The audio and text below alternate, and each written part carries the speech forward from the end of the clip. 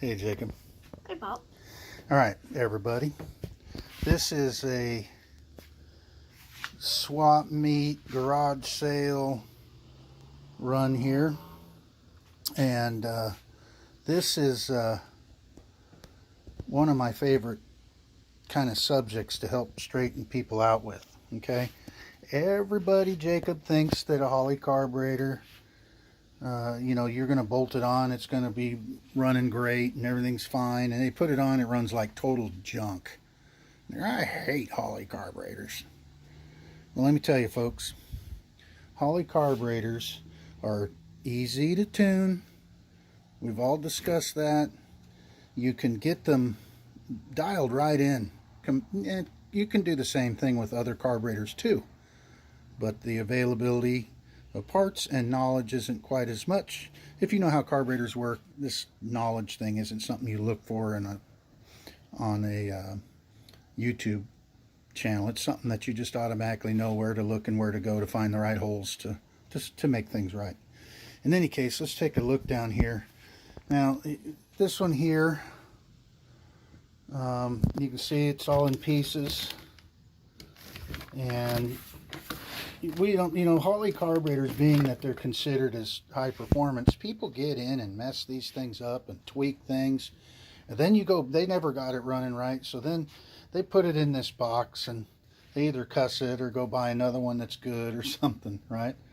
So we get this thing and we go, okay, well, as long as it's the right size for our application, and in this case here, it's got a vacuum secondary on it, maybe that's what we want. Over here we've got a double pumper, maybe that's what we want. We pretty much a little bit more high performance, I guess you want to say. If it's the right size, everything we like, well, then we'll put this all back together with new gaskets, clean it up, and have everything working just right, right? Maybe not so quick, though, because, like I said, Holley carburetors are modified a lot. And when people modify these carburetors, you don't know. So what I'm going to show is how we can get it close to original stock as possible. And then you start from scratch.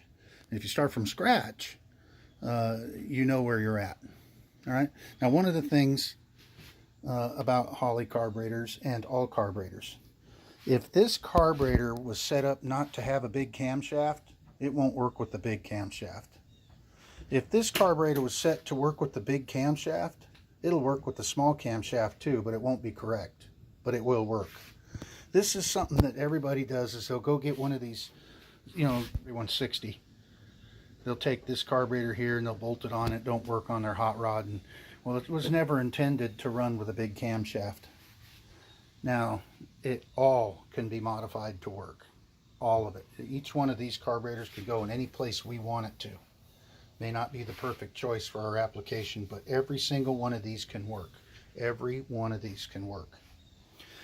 Now, one thing real quick. Holley carburetors, the factory jets that they put in them, they are close. Almost always close. And that is pretty much across the board too. Big camshaft, big, small cam, big cubic inches, high RPMs. Pretty much across the board, these carburetors are close. You may need to go up 1 or 2 jet sizes. It depends on your combination, but it's close. So you'll get a carburetor and it'll have an 80 jet and it should have a 75 in it. Factory. And maybe for that person that was using it, the 80 was the right jet, but probably not for your application. So what we're going to do here is we're going to show people how to put these things back to as close to original as possible. And, I don't know, as we go along, maybe a few pointers to kind of get an idea of what they were intended for. All right, to start with, we need to know what these original sizes of different things are. And the important things are, here's our main jets right here. Nice to know what those were originally. Here's our idle air bleed. People drill them out. People plug them up. There's our main. You got a main for each side and an idle for each side. Even if you don't have adjustable idle screws in the secondary, you still have an idle air bleed for your secondary. So your secondary, you do have a small idle circuit on your secondaries. You have them in your primary. There's your primary main, your primary idle. Okay, so that's an important number to know. And then there's these numbers here. How big are these holes right here? Do you remember what those are called? What those little holes are called? It's right here. No, this one down in here. Do you remember what that's called? Power valve circuit restrictor. Correct. PVCR. Okay. Do you remember what this one is called here? Not the idle mixture. Has something to do with the idle? Yeah, idle fuel restrictor. Idle fuel restrictor. Okay. Now, those are common places that people modify. So you get your carburetor back, you think it's going to be all great for you, and somebody's drilled holes in it. Well, how do we fix it if it's too big? Now, new carburetors, like the quick fuel, Yeah. and the others like that, these metering blocks are billet aluminum, and there's little teeny jets in all these little holes, and you can replace them all, and you can make them big or small, or you can mess them all up. And when you get your carburetor, it comes with a piece of paper, and that piece of paper tells you what all the original settings were in the carburetor, so you can put it back. All right. Also, you can go to Holley and look it up, and it will give you the original numbers, the original air bleed sizes, all those different sizes. It will give them all to you, and you can put it back to original. So what do we do about these though? These aren't quick fuel. These aren't billet plates. If somebody's drilled holes, how do we fix it? So we'll show a little bit of that too. All right, Jacob, there's a ton of information available for Holley carburetors online, through Holley themselves. Yep. So to get some of these specifications, we can look up their charts and things on there. But they do not have the air bleed specifications on any charts that I have found. There may be some there, but I've not seen them. Okay, so I just had you punch this up. Punch up on Google or whatever search engine you like. Put on there Holley air bleed specifications, and then scroll down till you see this. Now go ahead and click on it. Okay, now scroll that page up a little bit more. Now, if you have one of these Holley quick fuels or these different carburetors, it will have, you can access this chart here. And on the left side column is all the Holley list numbers. And then you get all your various, there's idle air bleeds, there's high speed, which is the same as main, and these are all those numbers there are what you're looking for, right? If you have one of the HP type carburetors. Well, we don't have one of those, so we got to go a different route. All right, so let me show you what we do. You call Holley. Look it up, Holley.com. Okay, you call them on the phone. Look them up, and then go to their technical department, and you give them your list number. And there is the list number for this carburetor here, 80770-1. You give them that number, and you can see they will give you those specifications. Now, it's not fun getting on that phone and sitting there on hold and all that stuff. When you buy a $500 carburetor, from a garage sale, it's okay to wait a few minutes, isn't it, to get that carburetor doing what you need it to do. So, in any case, here is the specifications for that carburetor that they gave me over the phone. Okay. Now, this carburetor here. It's 4779-4, and that is those air bleed and all those different orifice numbers there that they gave me for that carburetor there. Now, you can take a look on the top, and there's a number right here on the top of this metering block, And that number, you can Google that number, and 9 times out of 10, it will tell you what carburetor it came from. Okay? So that's one thing you can do. Now, we know that these metering blocks are what came with this carburetor here. This 80770 carburetor. That is a 770 Holley Street Avenger, I believe is what it's called. Now this one here, it's a 4150 style. This one here is a 750 double pumper, and it's just a good old carburetor. It does not have all the race features that you can get, but it's a good old fashioned double pumper Holley. And all these adjustments that these new carburetors have, you can do if you're savvy enough to these. We'll show a few of those things. All right, now I want you to take that off, and I'm going to have you look up Holley list numbers or something like that. Okay, Jacob, so after you punched up the Holley list numbers, this comes up. So scroll down to this one here, carburetor numerical listings. Now go ahead and click on that. Boom. See that page there? Now there's a bunch of pages. So I want you to scroll down. You see this left side here? Right over here?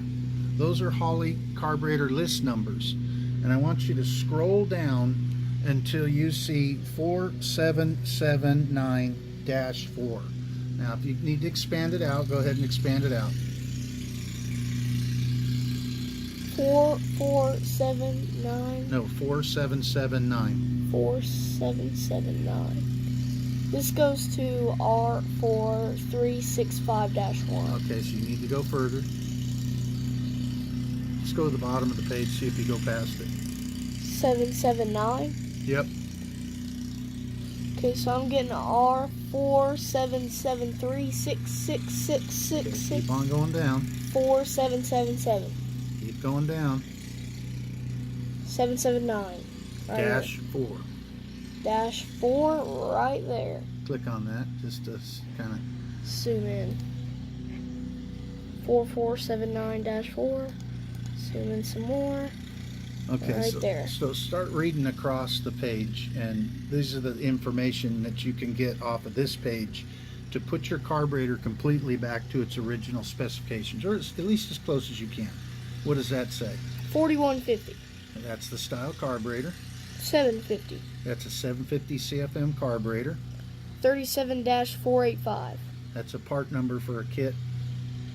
37-933. That's another part number of some kind. 6-504. Don't know. 122-70. That's a 70 jet.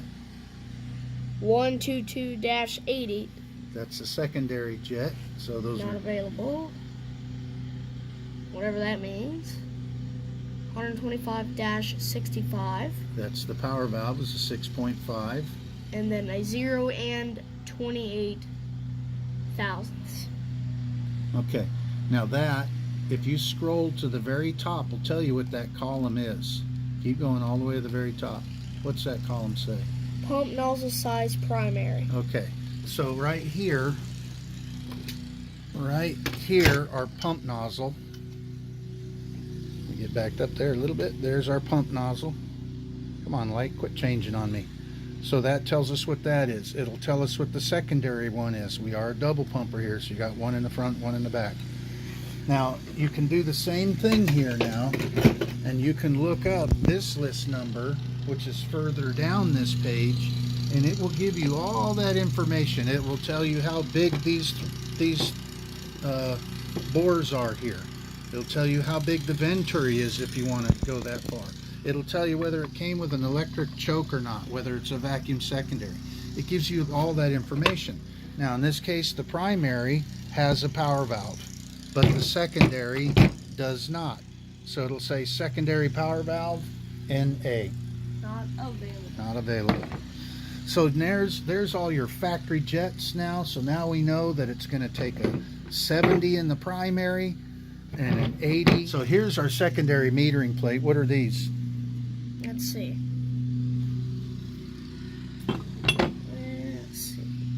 These are 80. Okay. 80. Okay, so this one has factory secondary. Now we don't have the correct primary block for this double pumper, so we'll have to look and find one. And sometimes you can look them up and get them offline, you know, Google or eBay or something like that. But after you buy carburetors in these big piles at these car shows and these different things, you always end up with a ton of extra ones.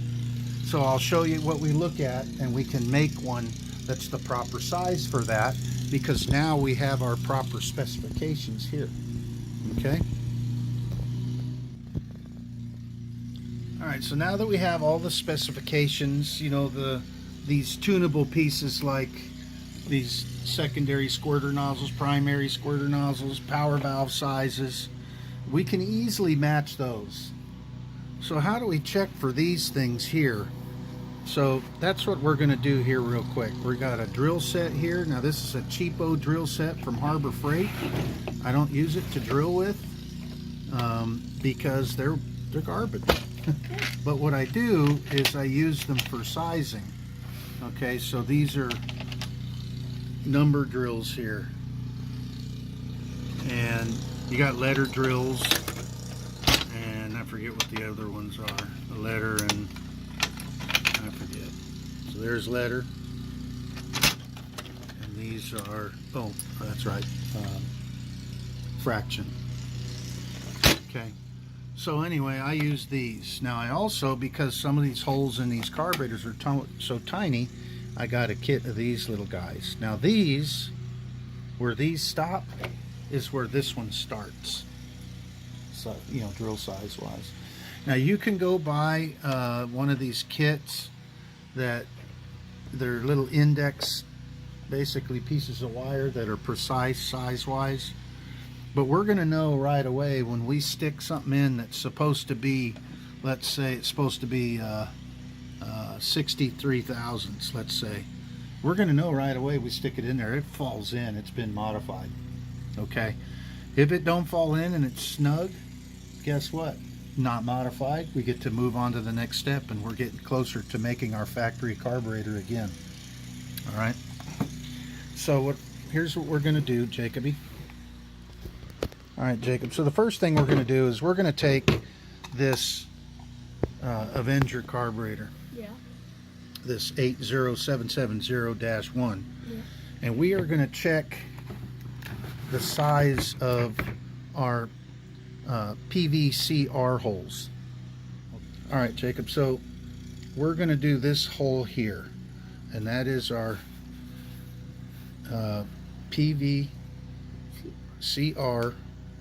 power valve circuit restrictor, and it says that it is 63 thousandths. That's how big that hole should be. So grab a 63 thousandths bit, or one close to it here.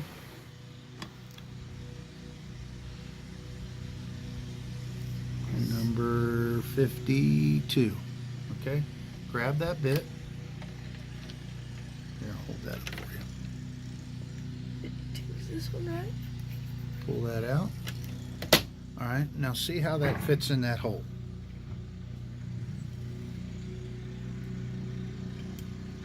Fits nice and snug, doesn't it? Yep. That is not modified. So there's something we don't have to worry about. Now that's on the primary. Now on the secondary, you can see there is no hole there. Oh, look. NA not available. Okay, so that's how we know what it's supposed, you know, what's going on there. Now, these both have idle fuel restrictors. Now, I'm going to tell you this right now. They say they're 55 thousandths. That's big. That means these carburetors were originally intended to run a fairly large camshaft engine. And large camshafts make poor idle quality.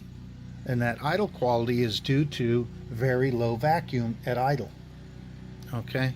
It's due to the overlap of the intake. So what we're going to do now is Holley has different ways of restricting their idle fuel. if you look at this one, there is no restrictor down there. It's just a wide open hole. Okay, if you look at this one, if you can carefully look down there, it's hard to see, but there's a little brass insert in there. That's the idle feed restrictor. Okay, there is not one here. I've seen them in this passage here. In fact, that's where I put them when I modify a carburetor. In this case, on this block, this metering block, it is underneath this plug right here.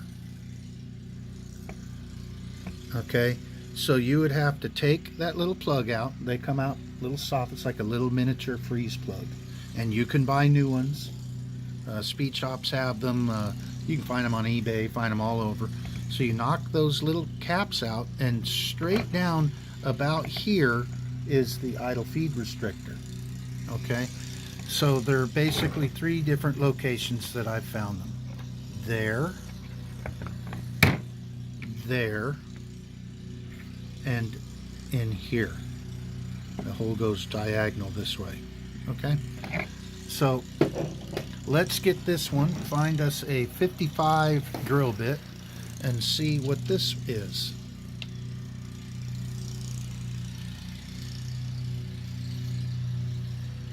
That's a 55? Yep.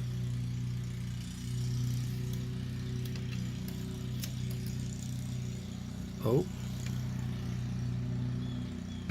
Oh, nice and snug. Okay.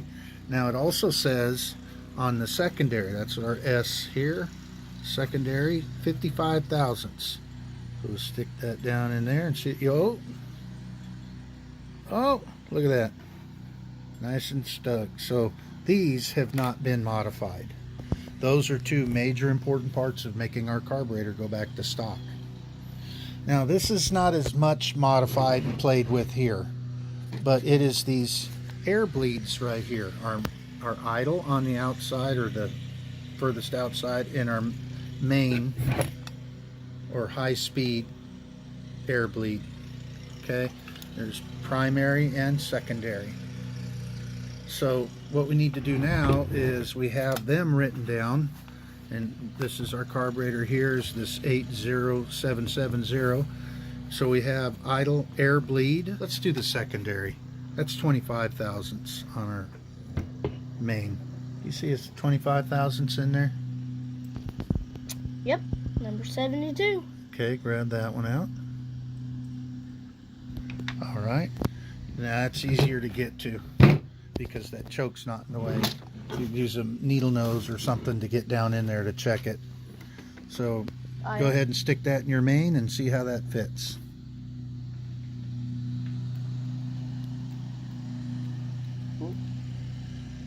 Cool.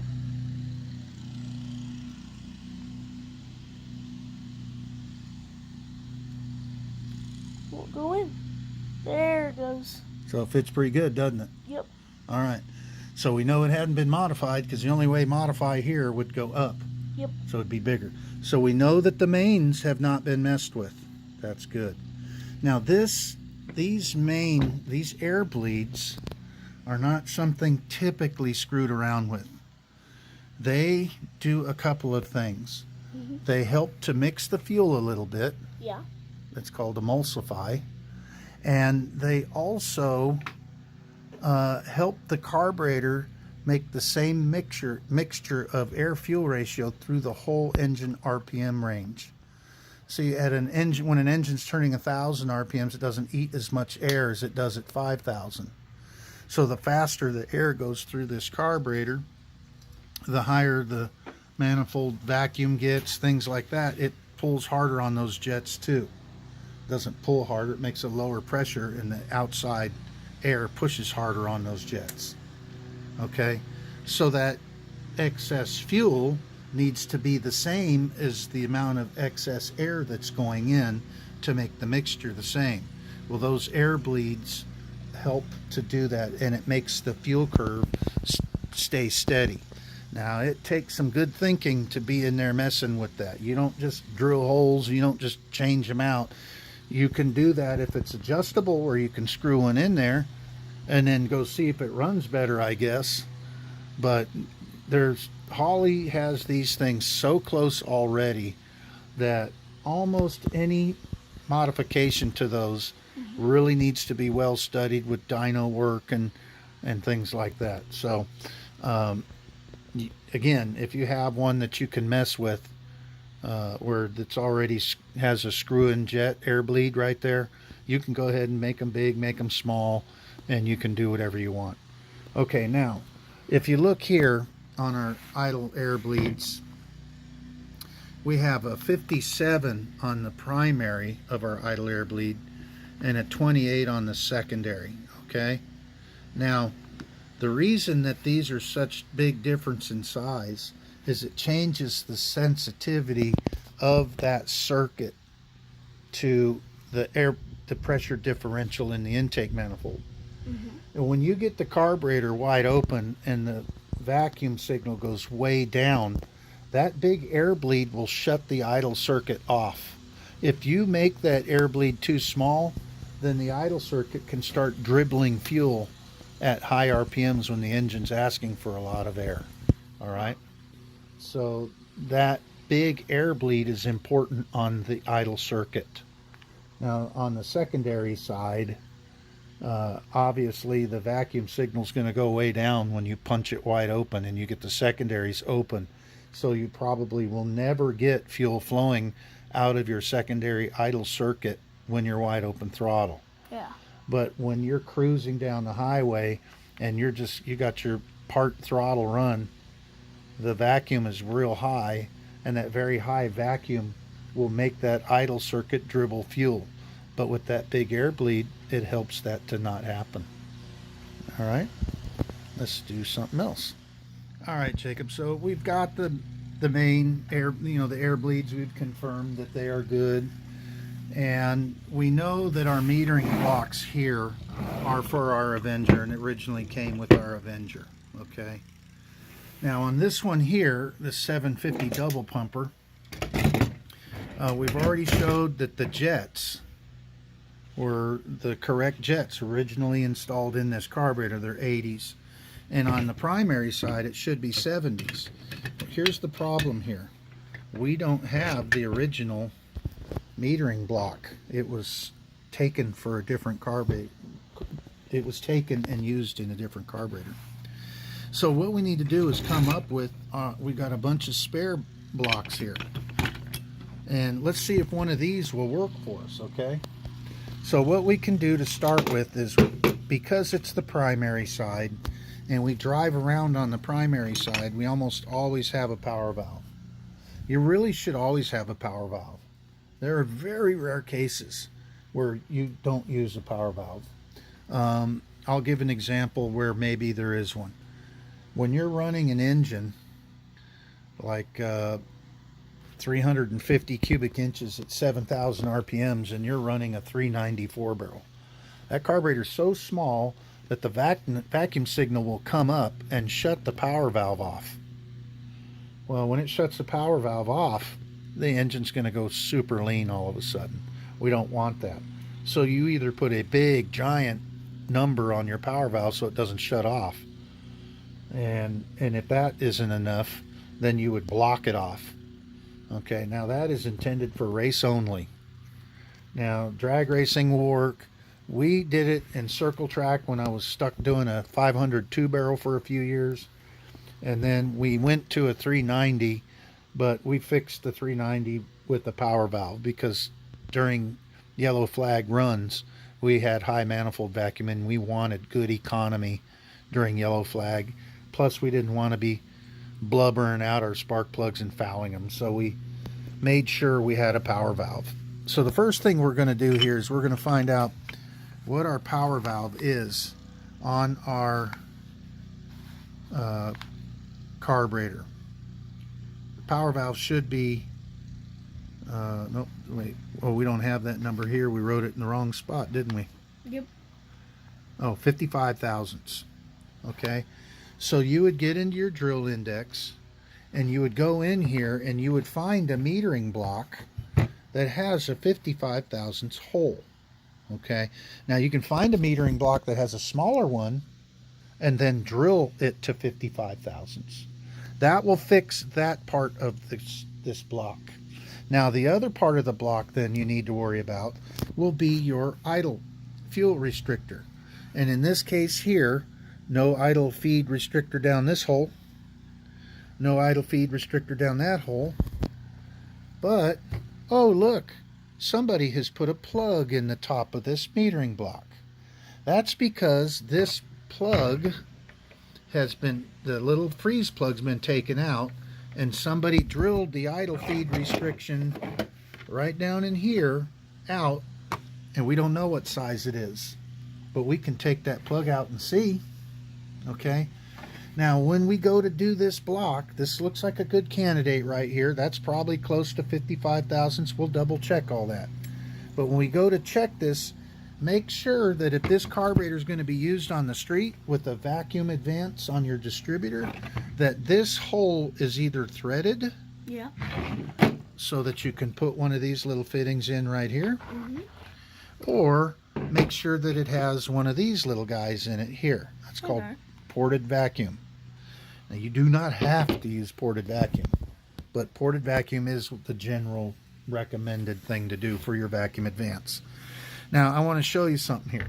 What's important is something that we don't have the specifications on in here is this part here is called emulsification, this area right here. Mm-hmm. And if you look, there's some little holes down in there. Yep. Now they're kind of fat holes, okay, but down inside they're restricted, and they're always restricted somewhere around 25 thousandths. This carburetor originally had two holes like this, and they were at 25 thousandths. So you would stick your drill bit in there and make sure nobody's modified that. They would be modified if they were trying to change the fuel curve of their carburetor to make it so that the carburetor goes lean or rich or stays the same. You can get in there and modify those. You've got to be savvy to get it done though, okay? Now, so that makes this block a pretty good candidate, but look at this one. This one has no emulsification at all except up here. There's a little teeny hole here. Now that little teeny hole is going to be 25 thousandths, just like these. So in this case you got 1, 2, 3 holes. In this case you have one hole. All right, so this would not be a good candidate for our primary on this carburetor. Although if you're good with a drill, you can get in there and drill those out. And drill, you know, put them in. You want to have them approximately in the same location as this one, and you can drill them out and modify them and make them work. All right, so now this particular one has a idle feed restriction down here, and you can drill it to whatever size you want. Remember, too big is too big, and you're going to have to neck it down, and I'll show you quickly how to fix that. But in any case, you can drill that out, or that one still has a little plug because it's not necessary, because it is not restricted inside here. Okay, so that's something to look forward to. Now let me show you something. When you don't have a power valve in the secondary, usually you go up between 6, 8 jet sizes in the secondary to compensate for that lack of hole. That's not always true though. That is not always true at all, because if you look at this hole, it's probably around 50 thousandths. If you look at this hole, I don't know what it is, probably 50 or 60 thousandths, who knows. There's a hole there, it's fairly decent size. Let me show you this one.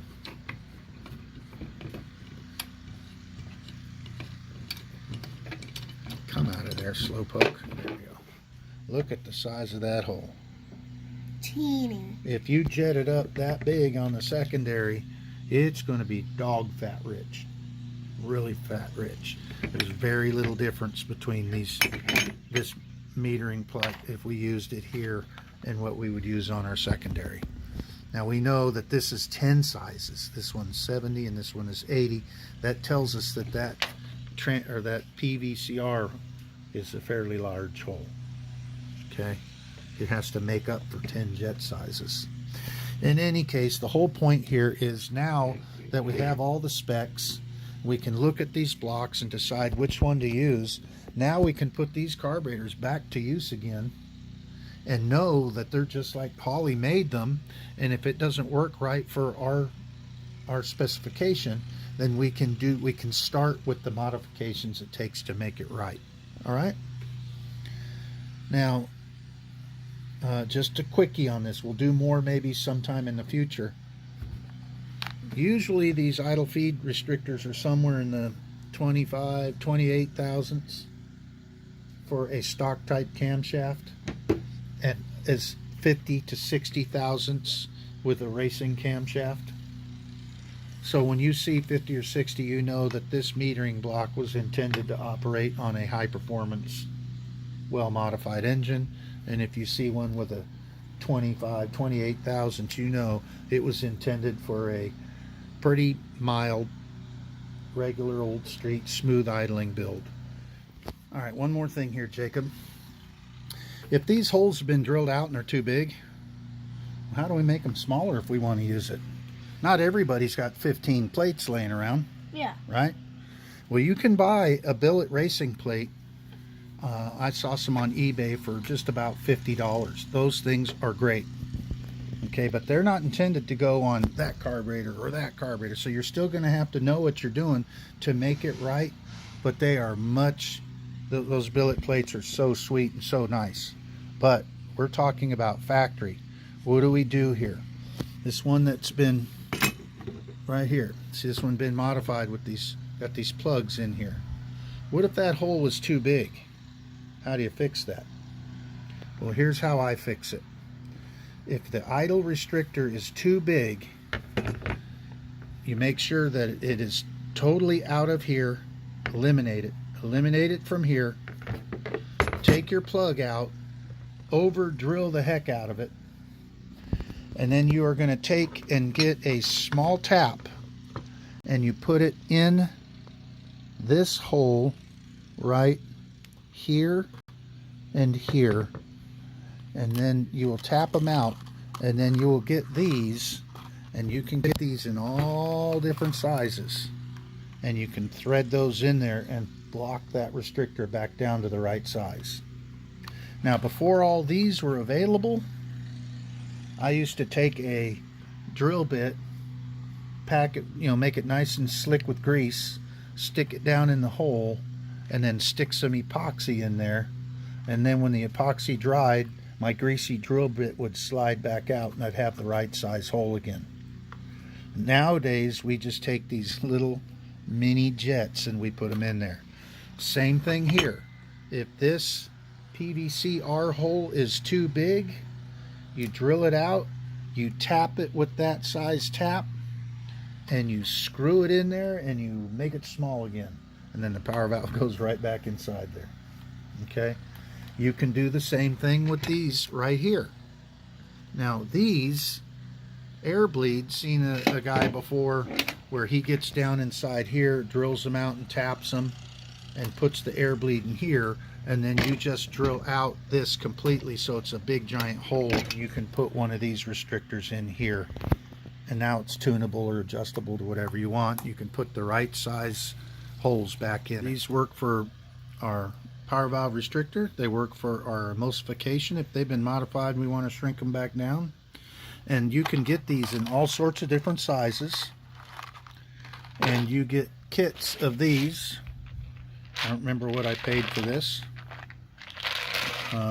It wasn't super expensive, and I've used several of them already. So anyway, after you get all those things put in there and you put that thing back to original, we can bolt it on something and go start tuning again, start making and having some fun. Yeah. Maybe even have a good carburetor for sale or something, Yeah. So anyway, I don't know if this is I know you and I have talked about this stuff a little bit, so it's probably not completely new to you, but I hope it helps somebody. Yeah. You know I hope what I it mean? helps our subscribers. Yeah. Anybody wants to tune their own carburetor, these little bits of information are always handy, I think. I I love this kind of stuff when I see stuff. There are other people that do stuff on YouTube on Holley carburetors, and one guy in particular, and he is really good. He gives you all the drill sizes, and you know, he shows you all these little modifications that he does them right there. So check some of those out too. But anyway, these are great carburetors, and they get in the hands of people that are not good with them, and they're having fun tuning too. And they have fun tuning, and they can't quite get it right, and they get frustrated, and they throw it back in a box, and then we pick them up for $50 and $25. And I got a box of carburetor stuff right over here. Those two are full of Carter carburetors and Holley carburetors, and I got that whole box for $35 at a garage sale. Wow. So we got enough carburetor parts to last us for a little while. And anyway, I always enjoyed passing the information on. I hope other people can use this. So I think we'll just go ahead and sign off before this gets too long. Yep. There's more information to give on this. It's unbelievable how simple a carburetor works, but yet how hard it is to explain. And for me, and I think for you too, Jacob, the biggest thing is if you can get it in your head, high pressure and low pressure. Where's the high pressure at? Where's the low pressure at? You can figure out what every hole in this carburetor does. So get that squared away in your head, and then we can move on to the next step. All right, Jacob. Well, it's fun. Yep. I'll yak at you and the folks soon. Yep. I think we had a good day. I had a good day. I know them people out there mowing the lawn better be having a good day. Yep. All right. See ya. See you later. Oh yeah, like and subscribe. Yeah.